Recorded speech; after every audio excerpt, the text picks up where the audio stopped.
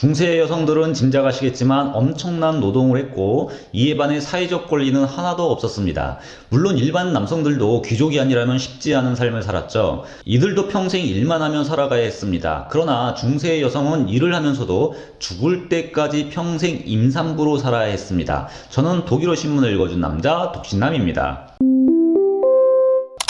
유럽 중세의 삶을 고스란히 전해주기 위해 중세 역사 관련 기사를 꾸준히 생성하는 레베닌 미텔알터와 알타긴 미텔알터라는 사이트가 있습니다. 중세의 삶이라는 뜻이고요. 다른 하나는 중세의 일상이라는 뜻입니다. 저는 이 두 사이트를 자주 이용하는데요. 그나마 중세 관련해서 가장 정확한 정보를 전달하는 사이트이기도 하고요. 중세에 대해 아주 개괄적으로 설명을 잘 해놓았습니다. 저는 여기서 정보를 취득한 후 다른 곳에서 보충하고 확인을 하는데요. 오늘은 이 두 사이트를 비교하고 보충하면서 여러분들을 중세의 세계로 안내를 해드릴 예정입니다. 중세에서 가장 중요한 것은 결혼을 하는 것이었습니다. 특히 아이들의 숫자는 아주 중요했죠. 왜냐하면 아이들이 바로 연금이었기 때문입니다. 중세에는 나이가 들어서 돌봐줄 사람들은 자녀들이었기 때문에 성장한 자녀들이 많았어야 했죠. 그래서 중세에서는 결혼한 부부들은 하는 일이 가장 먼저 자녀 계획을 세우는 일이었습니다. 중세 때 여성의 결혼 나이 정년기는 아마도 14세에서 16세일 것으로 추측을 합니다. 예전에 독일 민속촌 같은 곳에 가서 독일 중세 문화 관련 통역을 들어간 적이 있었는데요. 그때 담당자의 말이 16세 여성의 나이가 결혼하기에 이미 늦은 나이였다고 말했습니다. 기사에서도 여성 또는 소녀들은 가장 젊은 나이에 결혼을 했다라고 서술을 하고 있습니다. 저도 16세가 한국말로 하면 당시 노처녀 정도로 취급받았다고 생각을 하고 있는데요. 이 부분은 지금 유추를 할 수밖에 없습니다. 당시 결혼정년기에 관련해서 정확히 얘기해 줄 수 있는 자료가 없기 때문인데요. 그래서 그 누구도 이에 대해 기사나 책에서 서술하고 있지는 않습니다. 단지 유추를 할 수 있게 만들죠. 그래서 이렇게 미팅에 들어가면 당시의 여성의 결혼 정년기가 14세다, 16세다 개인적인 의견을 밝히고 있습니다. 이에 대해서 좀 더 확실히 시청자분들께서도 유추하실 수 있도록 자료를 보여드리면서 설명을 하겠습니다. 먼저 중세 여성은 몇 살까지 살았는지를 보여드리겠습니다. 페트라 슈어라는 독일의 여성 작가인데요. 중세에 관한 자료를 수집해서 정리를 해준 글들입니다. 여기에 보면 당시 여성의 평균 수명은 29세였다고 전하고 있습니다.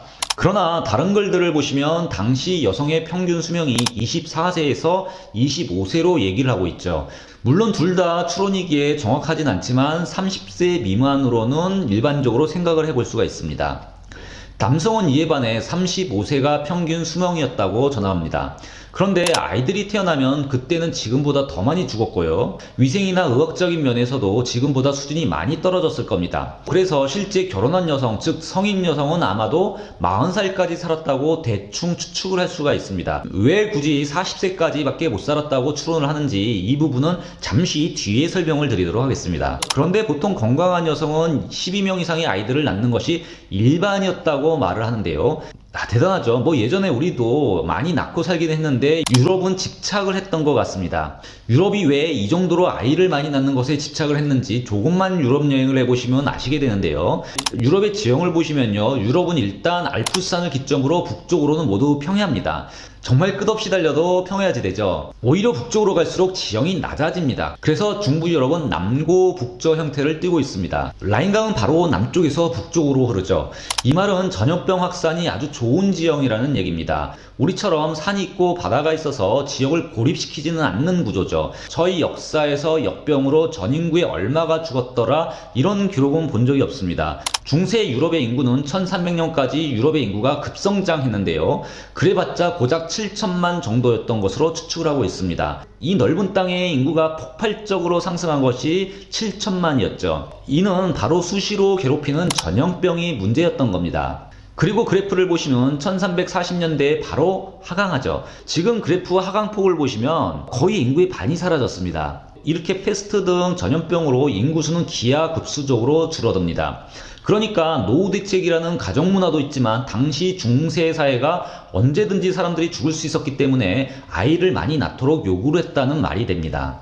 여기에 위생 문제, 의학 문제 등으로 아이들을 낳자마자 많이 죽었겠죠. 그래서 12명 이상 낳도록 요구를 했다는 이 말에 일리가 있는 것으로 보입니다. 그럼 결혼한 여성의 가임 기간을 고려하면요. 당시에는 12명 이상의 아이를 낳는 것을 중세라는 사회가 요구를 했기 때문에 아마 늦어도 16세에 결혼을 했어야 했고 16세가 되도록 결혼을 하지 않았다면 집에서 꽤나 걱정을 했을 겁니다. 바로 16세가 노처녀였다는 얘기죠. 그러니까 제가 통역하러 들어가 들은 설명이 얼추 맞는 것 같습니다. 그래서 이 기사에서는 소녀가 결혼을 했다라는 표현을 쓴 듯합니다. 그러면 여성은 14세에 결혼을 해서 40세까지 살면서 평생 결혼 생활을 하는 동안에 임신부로 살았어야 한다는 결론에 이릅니다. 여기에 여성이 건강하지 못했을 수도 있고요. 평생 아이만 낳았어야 하니 유산할 확률도 높았겠죠. 그리고 의학적으로 미숙하고 위생적으로 불안전한 시대였기 때문에 아마도 아이들을 낳다가 감염이 되거나 유산을 했을 때 문제가 생기는 여성도 많았을 겁니다. 그래서 여성들은 남성들보다 죽음에 더 많이 노출되었다는 것은 확실합니다. 지금은 물론 여성이 남성들보다 훨씬 더 오래 살죠. 중세 여성들의 목숨을 위협하는 것은 이뿐이 아닙니다. 또 다른 이유가 있죠. 먼저 설명을 드리기 전 예쁜 사진 몇 장 보고 가시죠. 너무 예뻐서 왜 보여주나 하실 겁니다. 지금 보여드리는 사진은 정말로 예쁜 유럽의 집들입니다. 독일말로는 팍베악하우스라고 불리는 집인데요. 신성 로마 제국 시대에 독일어권에서 많이 지어졌던 건물들인데 점차 유럽으로 확산이 되어 전 유럽에 이런 류의 건물들이 들어서 있습니다. 일단 팍베아하우스는 단층 구조가 아니라 최소 3층 건물이고요. 여기에 나무로 뼈대를 만들어서 나중에 돌과 모래와 진흙 또는 벽돌 등으로 여러가지 재료를 섞어서 채워 넣게 됩니다. 이 뼈대를 나무로 했기 때문에 목조 가구로 보시면 되죠. 즉 나무가 건물을 지탱하는 뼈대가 되는 건물들을 팍베하우스라고 부릅니다. 영어로는 팀버 프레이밍이라고 부르는데요. 즉 나무로 프레이밍한 건물이라는 뜻이 되죠. 이런 건물이 놀랍게도 나무로 되었음에도 400에서 600년 이상 쓰러지지 않고 지금까지 보존이 되고 있습니다. 이래서 유럽이 관광하기가 아주 좋은 거죠. 이 사진은 독일 에어프루트에 있는 사진이고요. 마틴 루터가 성 어거스틴 수도원에 있었는데 그곳이 바로 에어프루트입니다. 다음 사진은 영국의 크라운 호텔 16세기에 지어졌다고 하고요. 물론 동유럽으로 가셔도 이런 팀버 프레이밍 하우스가 있습니다. 이 사진은 폴란드에 있는 목조 가구입니다. 유럽을 여행하시다 보면 이런 팀버 프레이밍 하우스를 많이 보실 수가 있습니다. 즉 전 유럽이 중세에는 이런 집을 짓고 살았다는 증거가 아주 많습니다. 그럼 이쯤에서 다시 주제로 돌아가면요. 당시 중세에 이런 집에서 살면서 특히 농장에서는요 어떤 일이 있었을까요? 그리고 어떻게 이렇게 나무로 된 집들이 썩지 않고 특히 당시에는 표면 처리 기술도 몰랐을 텐데 기둥 역할을 하며 지금까지 버텨올 수가 있었을까요? 도시의 건물들이야 사람들이 유지보수를 잘해왔으니까 뭐 그럴 수 있다 하지만 시골 농촌 건물들은 먹고 살기 바빴기 때문에 집이 600년 동안 견딜 수 있도록 유지보수하는 일까지 신경 썼을 리가 만무합니다. 그건 바로 중세의 난방 시스템에 그 답이 있습니다. 중세 당시 난방은요 벽난로 같은 것이었겠죠. 그러나 농촌에서 농부들은 기능이 좋은 그래서 가스를 잘 배출할 수 있는 벽난로를 가지고 있지가 않았습니다. 그리고 방마다 이런 벽난로가 있지는 않았겠죠. 대부분은 바로 부엌에서 요리를 하는 불로 난방을 같이 했습니다. 그런데 도시나 귀족들이 사는 집은 그래도 연기를 빼내는 곳을 그래도 잘 해두었는데 이런 시골이나 빈민가에서 가난한 사람들이 거주하는 집은 연기를 빼내는 굴뚝과 배기구를 그렇게 썩 잘 만들지를 못했습니다. 기능이 좋지 못했고 그래서 집안으로 연기가 쉽게 스며들었죠. 부엌에서 쓰는 요리용 난로로 거실도 그리고 바로 그 위에는 부모님 방이 있었으니까 온기를 전달하도록 하다 보면 분명 연기는 여기저기를 훑고 지나갔을 겁니다.